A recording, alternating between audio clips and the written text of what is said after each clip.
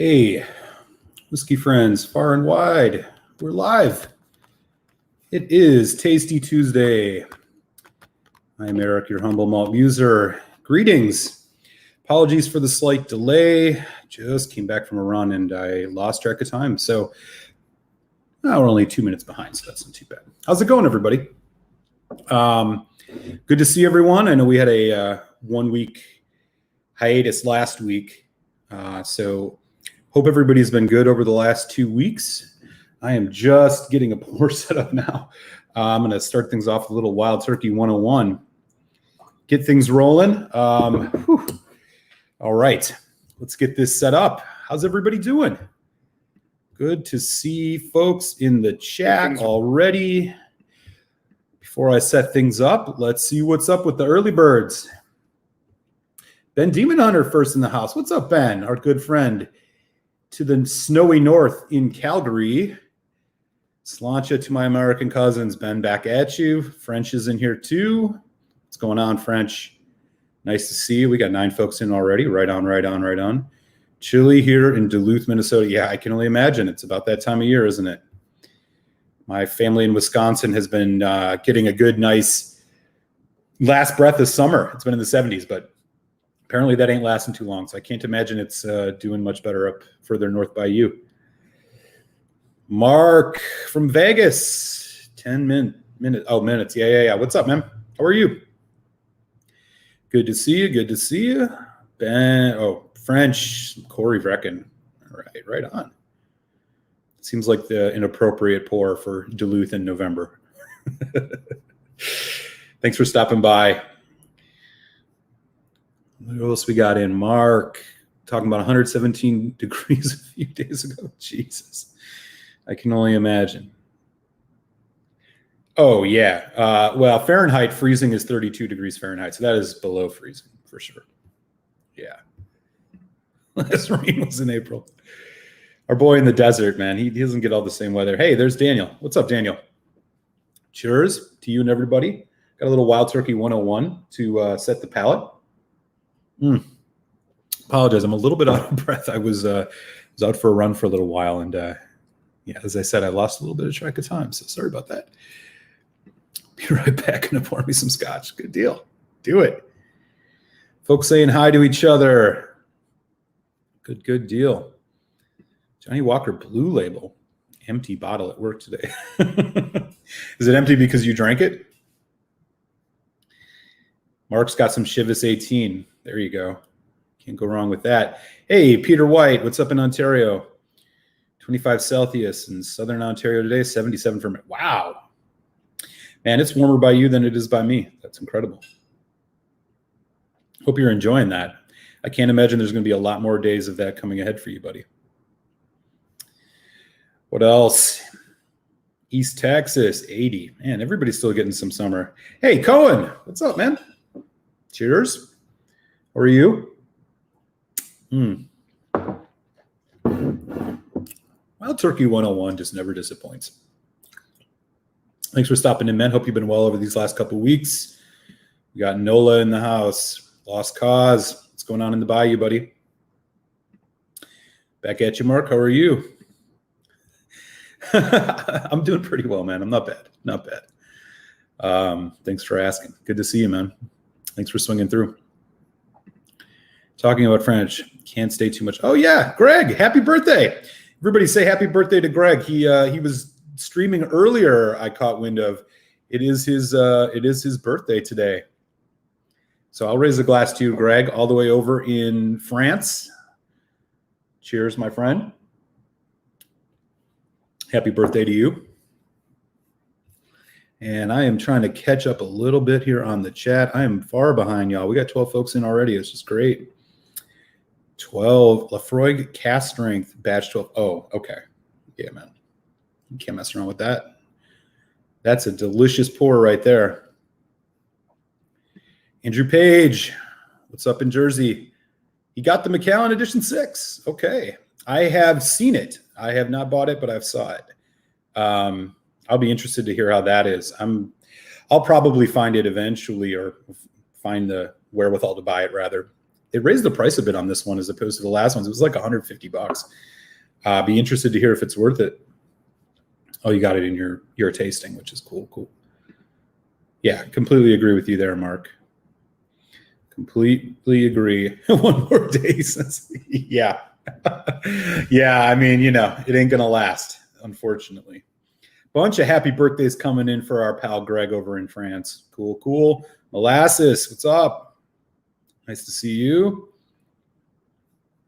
Yeah, dude, go check out his live stream. He did a thing with one of his buddies. Bunch of good pours. Look at that. Campbelltown Fest. Oh, man. All right, Greg, you must be in a good mood tonight.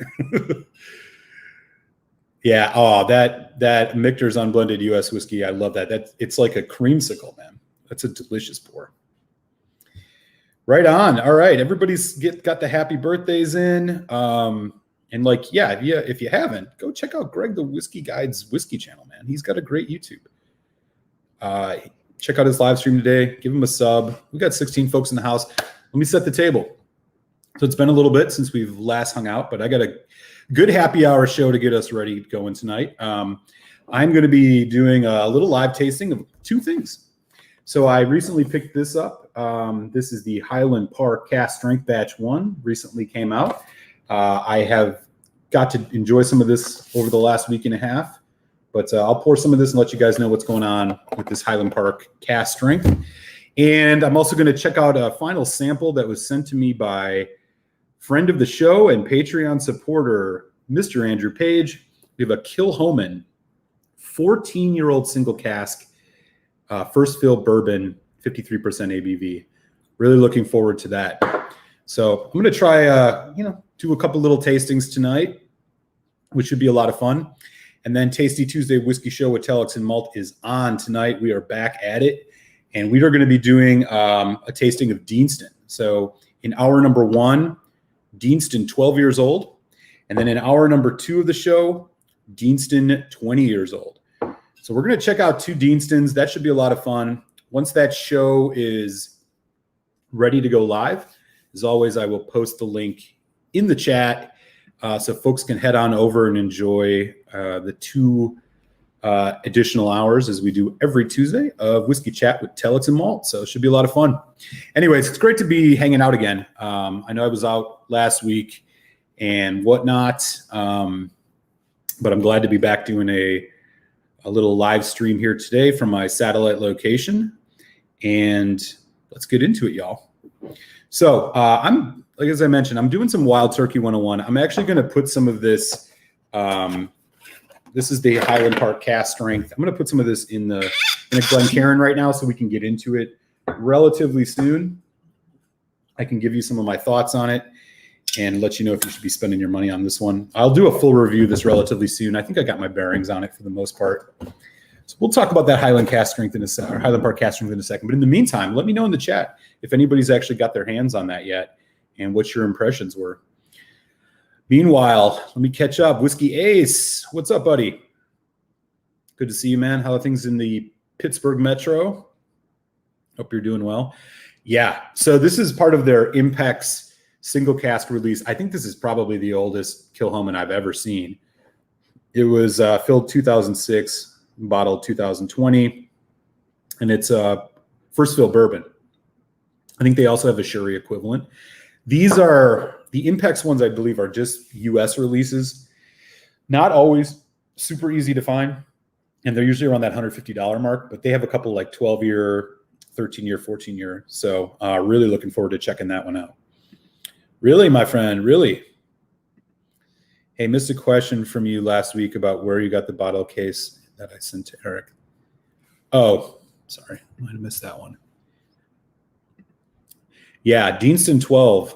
I'm really looking forward to it. I have not had it. If you saw my review earlier this year, I did a review of this Deanston Bordeaux red wine finish, which was absolutely incredible. Could be in my top 5 whiskeys of the year, so stay tuned for that.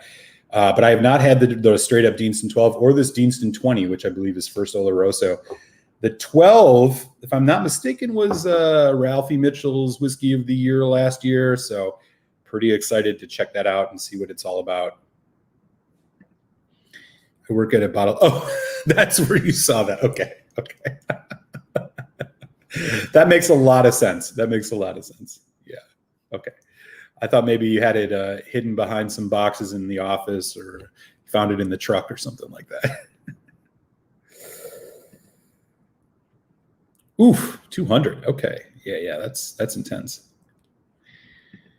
Whiskey Ace doing the old tub and the rare breed rye. I've seen the old tub. What did you think of the rare breed rye? Actually, if folks don't know, you should take a second, open up a new tab in your browser or on your phone, go sub to Whiskey Ace, because he's been posting some reviews. And I saw that you did a review of that rare breed rye. I have not got to watch it yet, but I'm very interested to hear what you had to say. I thought it was solid. It wasn't a wow. For me, I did a comparison, or I reviewed, it wasn't really a comparison. I did a review of both the rare breed bourbon and the rare breed rye in the same video. And I think that, like, my personal choice for the money, I thought the bourbon was kind of where it was at. But the rye was solid. Let me know in the chat if anybody's had that rare breed rye yet. And do go check out Whiskey Ace's review of that. I know I will be. What else is going on? Ben Demon Hunter's driving but listening. Okay. Hey, Emily Chambers, what's up? How are things in South Florida? North Florida? Florida, it's all south. I'm assuming it's a lot warmer there than it is for some of our comrades here. Hope you're doing well, Emily. Thanks for swinging through. All right. Hey, Carl, who was posting some really good metal on his Facebook today. I checked that out. How are you doing? We got another another friend across the pond staying up late night tonight. Yeah, it's got to be late for you guys.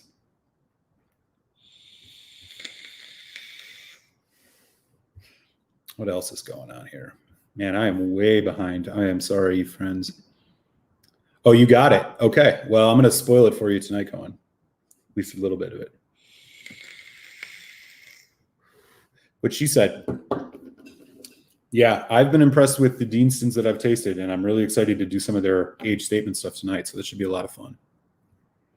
Yeah, a lot of love coming in for the Deanston 12. Yeah, I hope you all can join us for Telex and I's show, the Tasty Tuesday tasting, man, because we're gonna dive into that 12, and then we're gonna get into this 20-year-old Oloroso, which is gonna be awesome. Yeah. My 2 cents on that is it's not probably worth your money. I think there are a lot of sherry cask 18-year-olds, let alone 20-year-olds from other distilleries you could get that will be as good, if not better than that one. Things that come to mind: Glendronach 18 Allardyce, Glendronach 15 Revival, even like a Glenfarclas 21. There's probably a bunch more that folks would recommend. That Macallan, it's so overpriced.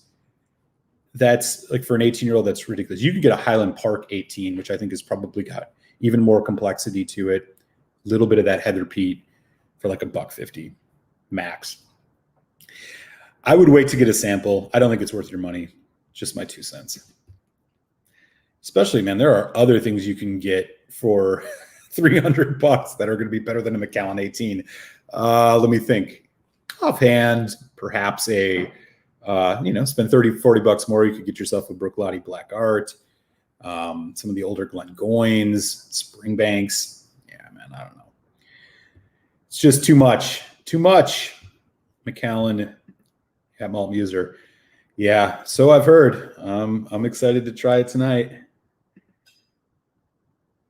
I have not had the Bordeaux or the PX. I had the Bordeaux, and the Bordeaux is absolutely incredible.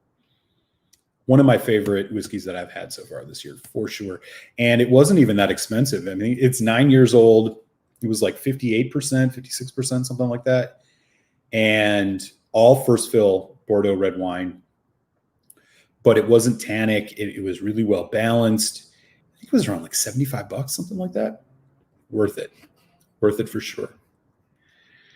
Folks saying hi to the birthday boy. Whiskey Ace's rare breed is amazing, or is interesting. Are you talking about the rye? Yeah, you do. Check out the bourbon for sure. I think it's the best thing they put out. It's better than their single barrel Kentucky Spirit, in my opinion. Yeah, agreed. Yeah, the bourbon in the US is like upwards of what, $45? Stupid cheap.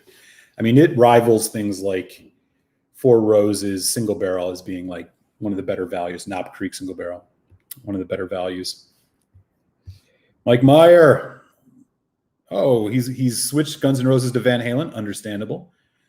Apparently not available in Minnesota. Bummer.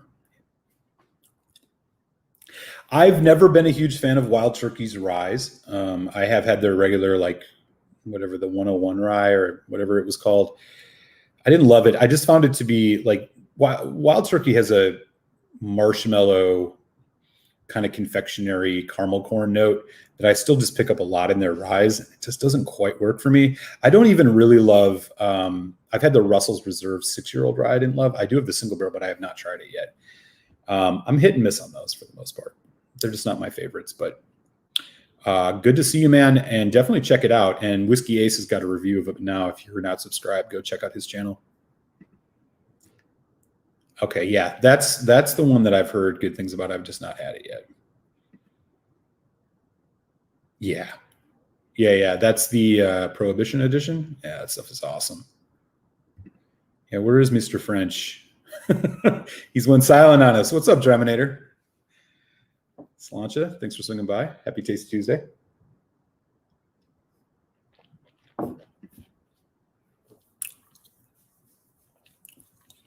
'81 or 101 Rye from Wild Turkey. Yeah, they have both. I think it was the 81, actually. It was at a party. It was a long time ago. I just remember it being kind of like, All right, so I'm caught up. All right, y'all. Let's check out this Highland Park. So let me give you the skivvy here. Tail of the tape. Highland Park has released a cask strength. This is release 1, as it says here on the label. Now, a couple interesting notes on this. It is bottled straight from the cask to deliver extraordinary depth, complexity, and balance. But the straight from the cask thing is important because cask strength doesn't always mean straight from the barrel. It can just be like a certain ABV level. So they say that this is straight from the cask. So this is literally, there is no water added to this at all. It is coming straight out of the barrel. This is what it would taste like if you got a Highland Park straight out of the barrel. Another really interesting thing about this, and they don't say it here explicitly on the box, but this is non-chill filtered. Oh wait, it does say it here, but I have an anecdote to share with you. So it says, amongst a bunch of their notes on the side, it says, non-chill filter to reveal the whiskey in its purest form with a distinctive natural haze. So Highland Park put out a tasting video of this, of like their master distiller tasting the Highland Park cask strength and telling you about it. And he said in that video explicitly that this is non-chill filtered because that way it preserves the maximum amount of flavor. So in other words, he sort of tacitly admitted that chill filtration does strip things of their flavor.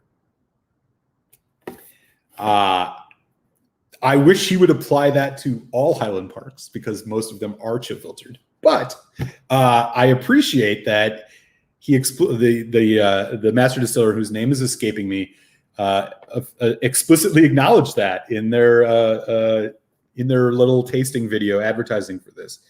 Yeah, his name is something Motion. That's right. I don't quite remember his first name, but anyways, so this is batch 1. This is now core range. So they're going to be putting out a core range version of this.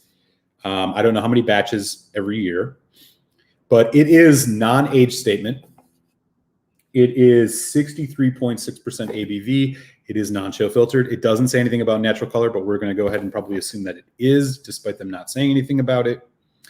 This is what the box looks like. Typical Highland Park with some of that Viking stuff, but it doesn't have a Viking name. It just straight up says cask strength. There you go. As for the bottle, typical looking Highland Park embossed Viking stuff all over it. Doesn't say anything on the back about natural color or non-chill on the bottle itself, but as I mentioned, it does say it on the box. So Highland Park at cask strength, right? How exciting is that? Well, we'll see. Let me just try to do something to show you guys the color of this. What can I use to show you the color? All right, I'm going to use this. I'm going to use this. So that's the color.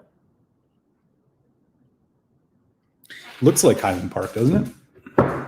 Okay. Here we go. So on the nose, I should mention also, bottle of this should be able to be found in the US. It's around that like $90 to $100 range. I luckily was able to find it at a much more inexpensive price, but so right away on the nose of this, if you've had Highland Park 10, or pardon me, Highland Park 12, it's like a richer, more concentrated, dense version of that. It's dark fruit or dark dried fruit. It's honey. It's a bit of that kind of a little bit of a citrus note. The interesting thing I'm not picking up on this is that smoky heather. And Highland Park, not really a smoky whiskey, but you do pick a bit of it up in the 12-year-old. Not so much on the nose on this. It's much more dark. It's much more concentrated honey, toffee, some of that ex-bourbon, apple, raisin, plum, a lot of spice, cinnamon. And honestly, at 63% like it's pretty sharp and edgy. So you're getting a heavy amount of alcohol note on this as well. So I'm kind of trying not to put my full nose in it. But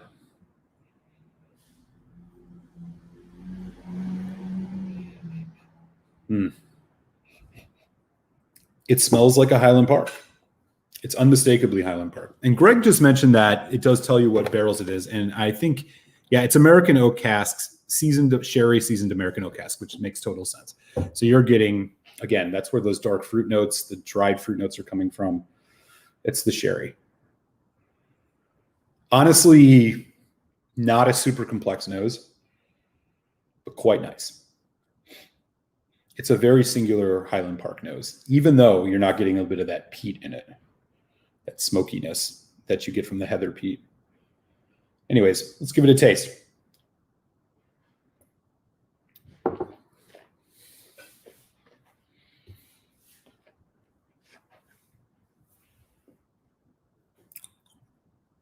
Wow. Really heavy and intense. When I say concentrated Highland Park notes, I mean it. Toffee, dried dark fruit, apricot, orange, bit of cinnamon, a bit of like Chinese spice. Man, it is so heavy. It is so intense though. The spice note is definitely like merging. It's like blurring with an alcohol bite.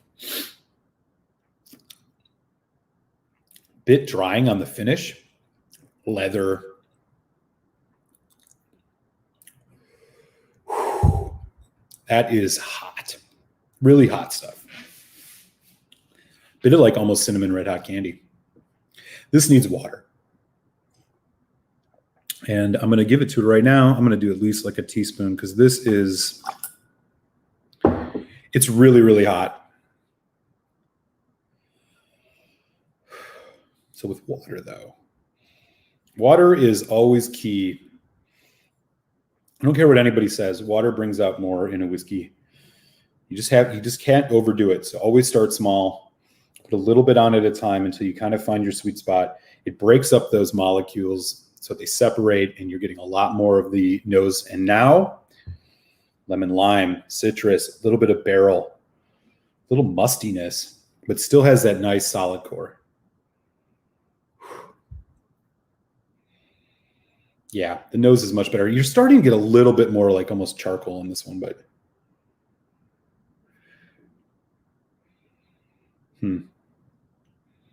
cedar chips. All right.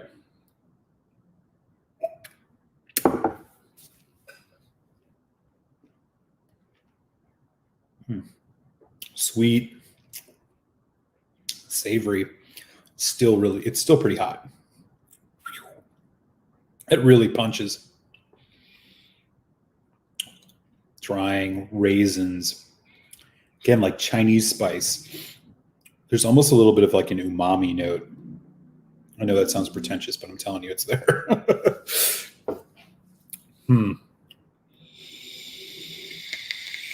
Cocoa dark chocolate. I don't know, medium on the finish. Butterscotch.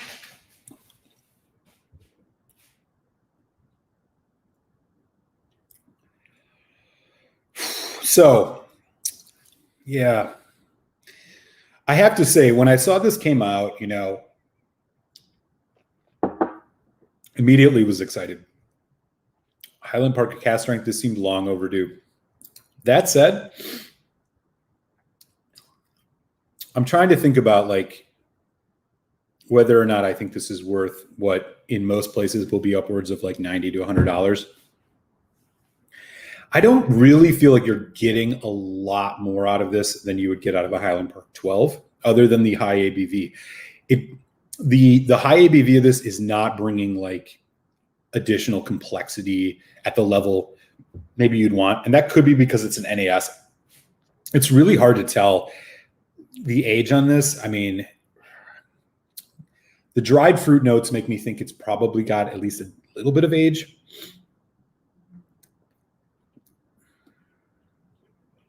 And then you also just have some of that barrel influence that makes me think maybe it's a little bit younger. It's very intense, the oakiness. I don't know. Maybe this is a 6 years, 5 years. It's hard to tell. 63.6% ABV. It would be great if this had an age statement on it. So for the 21 folks in the chat, I guess what I would tell you on this one, man, I don't know. Save your money, get the 12, maybe. It's good. It's just not, I'm not sure it's worth it.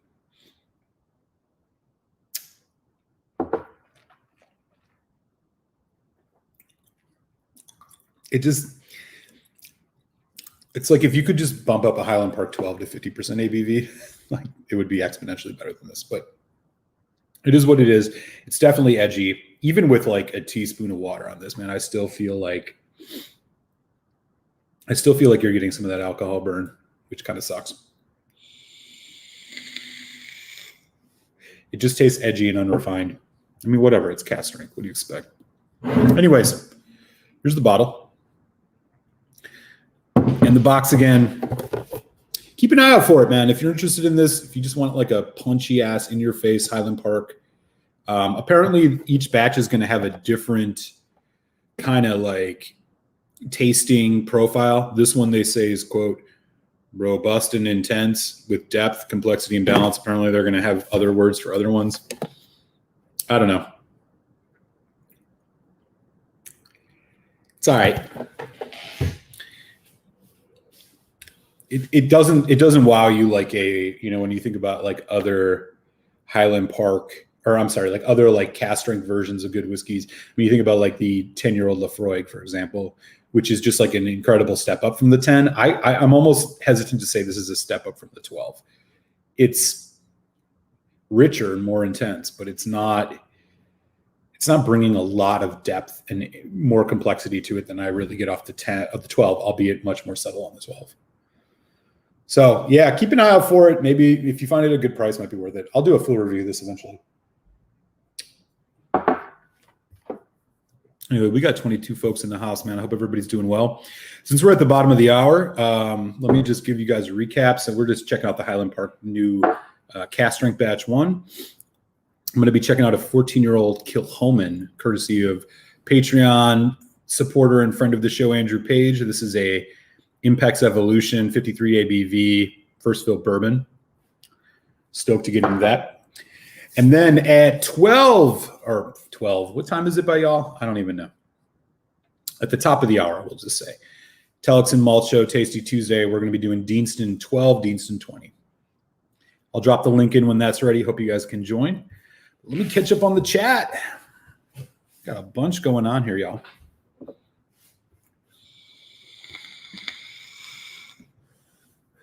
Yeah, it's not bad, right? I'd be interested what it was by you. I've heard that it ranges anywhere from in my case, it was just over 70, but in most places it's in the 90 range. Yes, it is. So they're pretty explicit. It says matured, quote, predominantly in sherry seasoned American oak cask, hand selected by Gordon Motion. And then, yeah, it talks about the non-chill filter. And again, if you check out the video that Highland Park put out about this, Gordon Motion says explicitly, this is non-chill filtered because that preserves it having its full flavor profile. So in other words, basically admits that chill filtration strips whiskey of its full potential. We all knew that already, but to hear it from somebody at a distillery, pretty good. Anyways, what's up, Emily? Oh, yeah, I saw you. Folks saying hi to Emily. Dude, so did I. I literally just drove down there a few days ago. How close are you to there, man? You have to let me know. That's where I got this. Did you also see that they were selling Glendronach 15 Revivals for $74.99? High time, man. That place is amazing. I used to order stuff from them when I lived in DC. I don't know. It's tough to say. It's probably like in the high single digits. 5, 6, 7 years. The one thing that makes me think it's got some age is that it has the dried fruit. So I know it's seasoned ex sherry or it's seasoned sherry, but like the dry fruit notes in an NAS usually make me think that there's something aged because it has to sit there long enough in a barrel in order for those dry fruit notes and oxidization to bring those out, you know? So that's kind of my 2 cents on it, but I can't imagine it's, much more than that. Yeah, I agree. This one definitely needs water.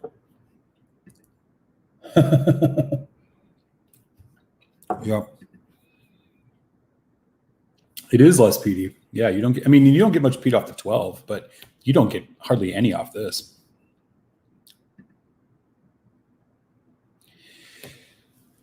Well, Carl, you probably, I don't know when you posted this, but you probably agree with what I just said then. Yeah, it's kind of like, I can think of some Highland Parks in the same price range that I would pick over this. Twisted Tattoo, for example, I think is much more interesting. Full volume, which I've only recently had a taste of, but I would take both of those over this one. Hey, Donner Pass, how's it going? Saying hi to Emily down in Florida. Ooh, nice.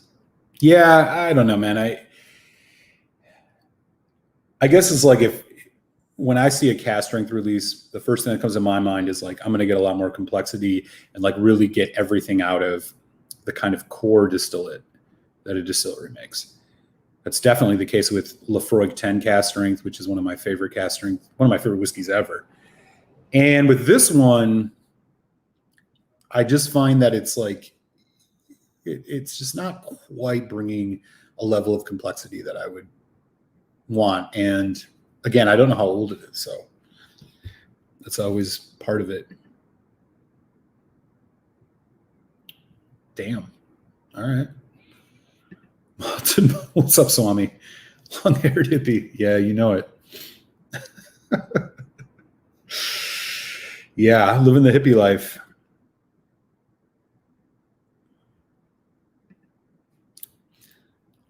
Well, that's interesting. At 8 to 12. So like they say it's straight from the barrel. So who knows, right? I think that doesn't strike me as too off, Greg. It's your birthday, so I'm not going to argue with you. But yeah, it's hard to tell. It sounds like you've had it, so you definitely probably picked up on that, like, especially on the development, how you suddenly get that shot of ethanol. Yeah, it's always good to have an age statement. At least you know what you're buying. Folks saying hi to Swami. Hey, Al, how you doing, man? I'm doing pretty well. Thanks for asking. Not bad, man. Hanging in there. Glad to hang out with everybody after a week hiatus.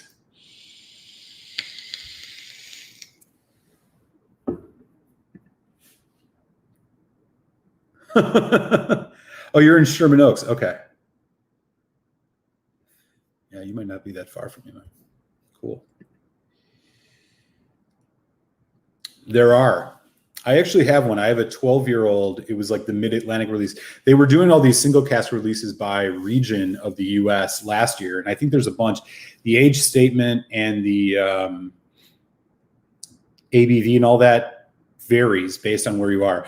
But I have one that's called the Riptide, which is the Mid-Atlantic release. It's a 12-year-old single cask. It's like 64%, 65%. I'm going to open that in like a month and review it in December.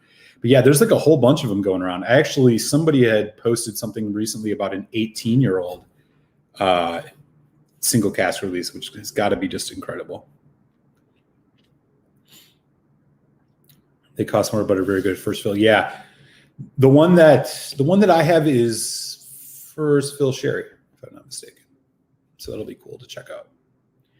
How you doing, Donner Pass? By the way, man, good to see you. Thanks for swinging by. All right. I only have one Glencairn right now, so I got to rinse this out before I check out this Kilchoman.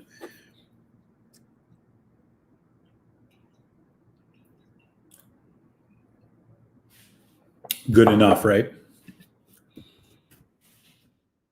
And if anybody's interested, I'm about to get into this. So this Kilchoman, this is provided to me by a good friend of the show, Andrew Page. He's a awesome Patreon supporter of the show. If anybody's interested in supporting the Malt Music Show on Patreon, the link is in the chat. Anything you can do is always helpful. Keeps things going. Allows me to buy new whiskeys, taste them, and share them with you all before you spend your money. So feel free to support if you can. This one in particular, 14-year-old single cask, first fill bourbon, 53%, Impex Cask Evolution Special Edition Kilchoman. So I'm going to get this in the glass, let this sit for a couple minutes. I just saw Cohen brought up that he got some Foursquare rum at High Times. So did I. I got the Sagacity, which is the ex-bourbon, ex-Madeira cask, 48% rum. Awesome stuff. I've been waiting to get my hands on some of those newer releases from them and for quite some time, and they had a ton of Foursquare releases there, which was super cool. Yeah, I agree. I'm totally in agreement with you on that, Carl.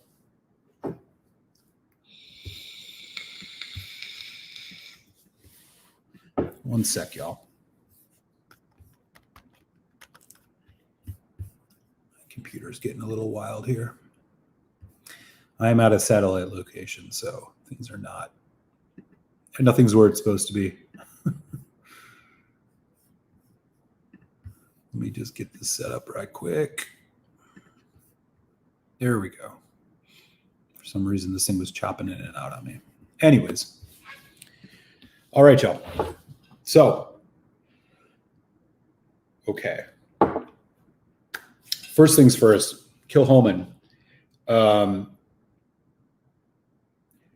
have had a healthy amount of Kilchomans. I have never had a Kilchoman that has an age statement on it, especially an age statement of 14 years, which, given when that distillery opened, it is on Isla. For folks who don't know, it's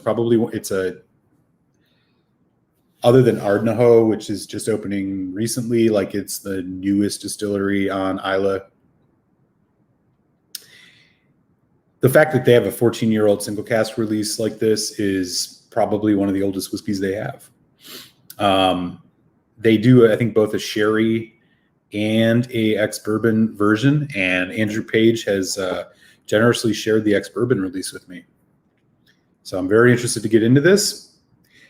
These Impex releases, I believe, are US exclusive.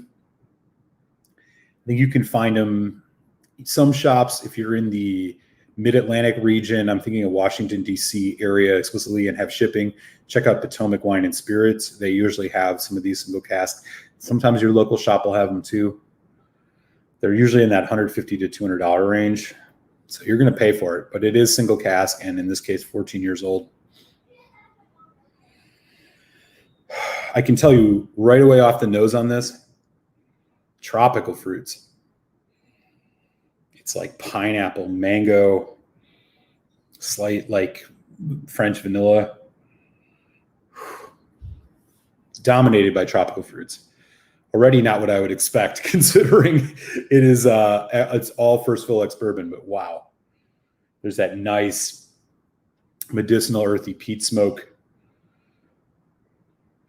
Quite medicinal. So Andrew Page has got some deets on this. The cask was selected by Anthony Wills to celebrate 10 years of Kilhoman in the U.S. I think I mentioned earlier, but the 32nd cask ever to be filled. Wow. Okay, so this is really special. Andrew, you have to let us know in the chat. Like, I mean, I'm sure you've got your chance to drink some of this. Let me know if I'm off base or if you pick up any other different notes. Yeah. It's dominated by tropical fruit. It's bright. It's fresh.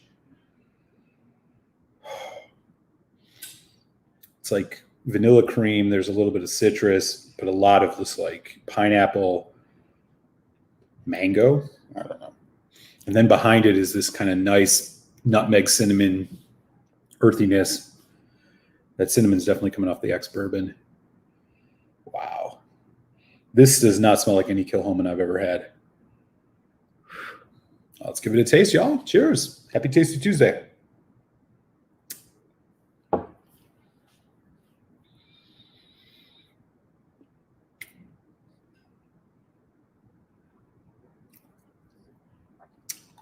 Deceptively medium on the palate. It's not rich, but as it develops, cinnamon smoke, spice really hits.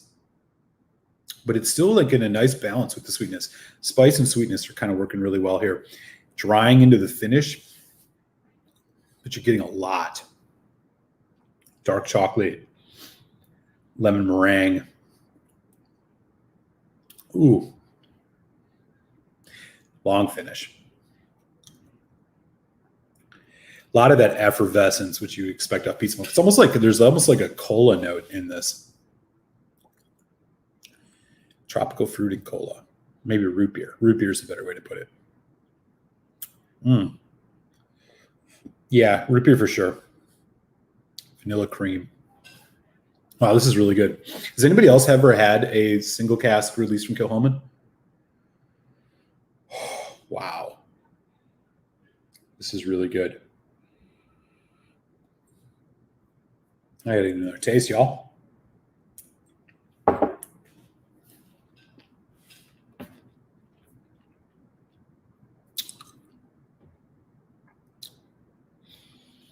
It really goes into this drying, spicy finish pretty quick.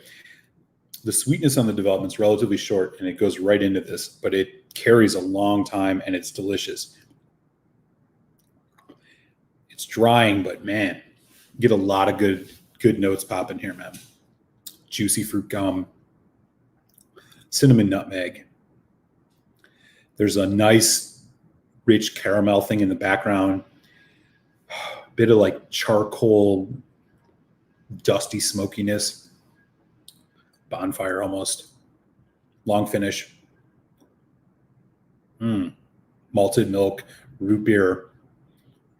I've never had a whiskey that has such a singular root beer note on the finish as this one. Really impressive. I'd be curious, Andrew Page, have you had the sherry version of this?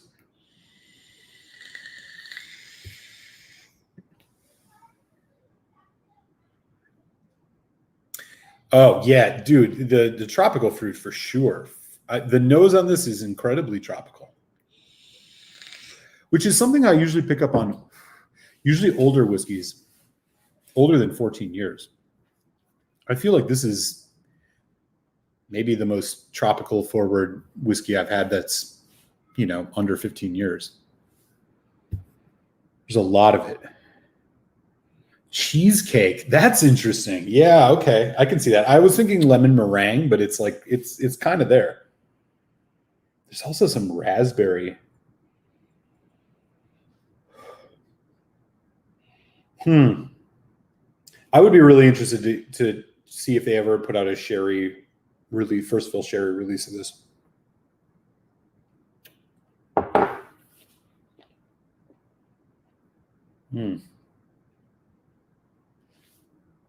There's a bit of an alkaline metallic note, and not in a bad way.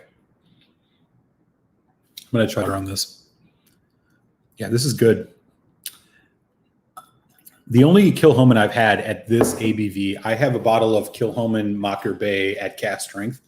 I think it's like 58.6. It reminds me of that a little bit, except this is much more tropical, which speaks to the fact that this is 14 years. But wow, I didn't expect the tropical notes at all. I expected this to be much more heavy on the bourbon side, but it's not. It's deceptively light on that. Andrew's got some other notes on this. Don't like cheesecake. Yeah, the cheesecake is interesting. I guess I wouldn't have thought of that. I was, like I said, I was more in the lemon meringue category. But yeah, I feel you. Yeah. I think I'd be interested in the sherry on this one too. I wonder if they have one out there. That would be fun to try. Carl. Yes, they do. Yeah, if Swami is still in the house, he can definitely vouch for that. Swami's got a lot of knowledge on Kilchoman.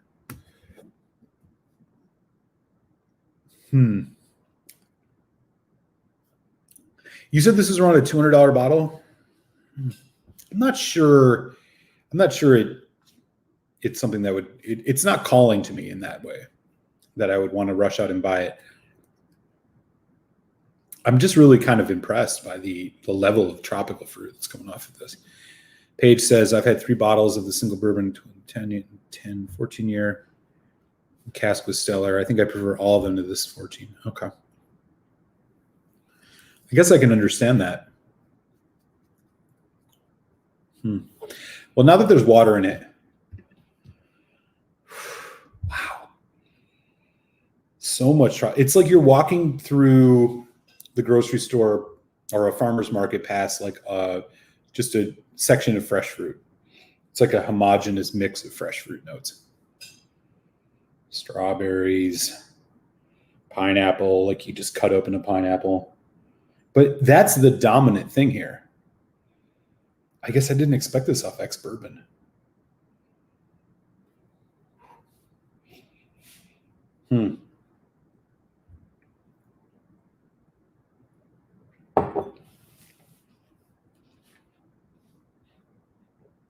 Did you get an alkaline note on this at all, Andrew? Daniel says that at Malt Muser, I was able to get the Madeira Kilchoman barrel picks. Absolutely amazing. Oh, wow. Okay. That's sweet. I have not had the Madeira. I know that they also recently put out a Fino, which I have to try at some point.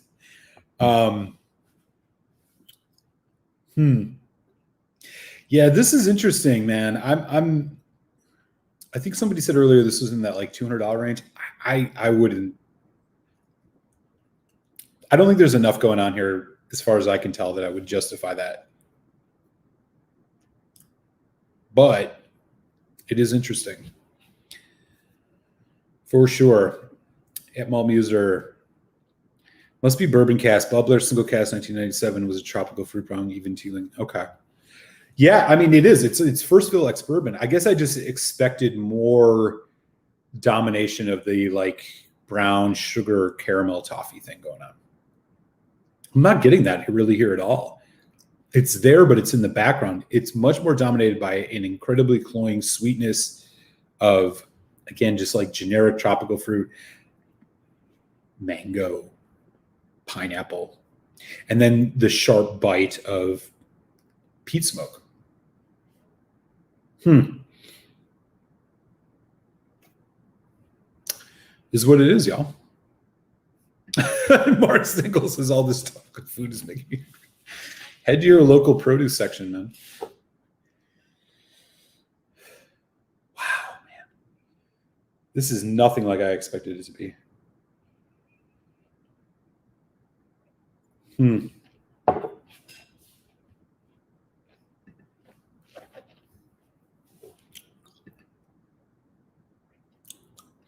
Yeah, I agree with you. It's getting better the longer it sits in the glass. Like, it's getting richer. It's more sticky, oily mouthfeel. But yeah, it's almost like there's something missing. It's like there's tropical fruit here, and then there's the savory kind of spicy peat smoke, but they're like in the middle, it's kind of languid. Like it's almost missing something. The richness, or I mean, which, 14 years, maybe not expecting a ton of richness, but maybe a little bit more than what I'm getting. And again, the bourbon notes, like it's kind of there in the background. It's subtle, but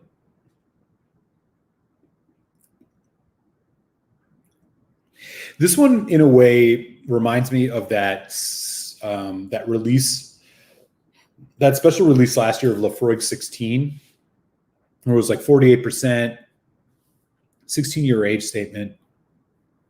Like, how exciting.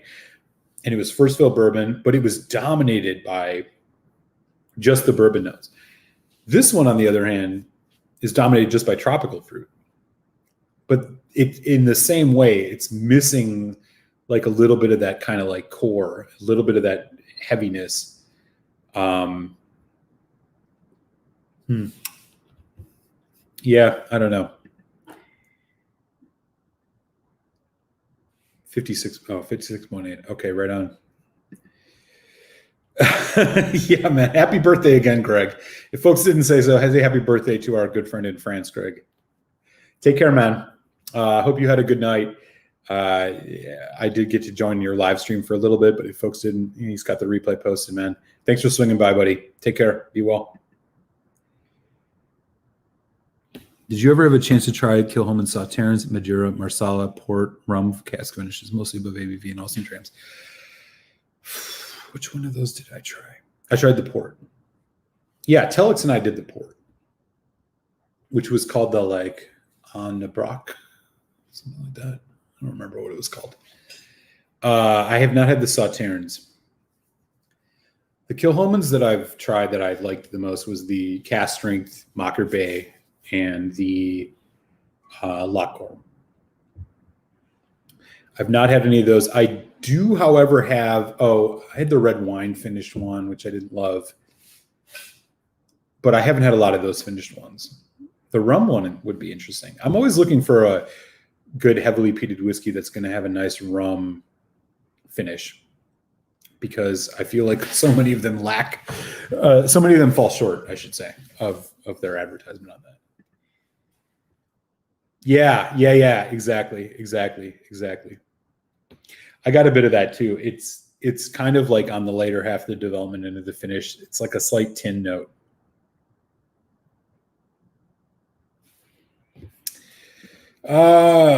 Yeah, Hawaiian punch. Totally. Yeah, that makes sense. Yeah, that's probably true. I mean, I have not had a ton of single casks in my day, so I can't say that with any, I can't say anything from experience, but it makes total sense. This one in particular, I'm getting more vanilla now the longer it rests, but still it's missing a little bit.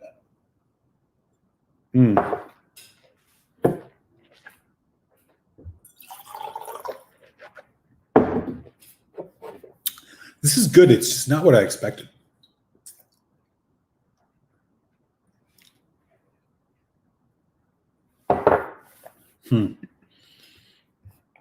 Andrew Page says that Maltese. Do you think the missing element here might be indicative of the single cask? Well, Greg was mentioning that. I can't say with any certainty because, to be honest, most of the single casks I've had, which is not a ton, I didn't quite have the same experience I'm having with this one. That said, Greg was just alluding to the fact that he actually probably has had those experiences before where it just kind of, it's missing that middle part. You know what I'm saying? It's missing, there's something about like its robustness. So like in contrast to like the Highland Park cask strength that we were just drinking, this one, full bodied, you really got a lot of like development on it. It hung around a while. This one, it felt like it kind of starts, high on the nose and then drops, and then you get a nice finish, which is a little bizarre. This is a, I have to admit, sort of a strange whiskey. Somebody was mentioning rum finishes earlier. I would, if you didn't tell me, I would almost mistake this for having a rum, because I'm getting a rum finish because I'm getting a little bit of coconut in it. Not molasses or treacle, but like there is a little bit of a pineapple coconut thing going on. Yeah, strange one. Thank you for the sample nonetheless. This is really cool to taste. Like I said, I have seen these before and was always interested in trying one. And yeah, I don't know. I don't think I'm going to rush to the store to buy it, but nonetheless. I'll check if I can send you some samples of those different cask finishes, Eric. I gather they're not available in news. Yeah, Carl, let's. I would be happy to coordinate with you. I'd love to try and get you some too. I'll. My email, I'm going to put it into the chat right now. Yeah, feel free to hit me up on email, man. I'm sometimes slow to respond, but I will get back to you as soon as I can.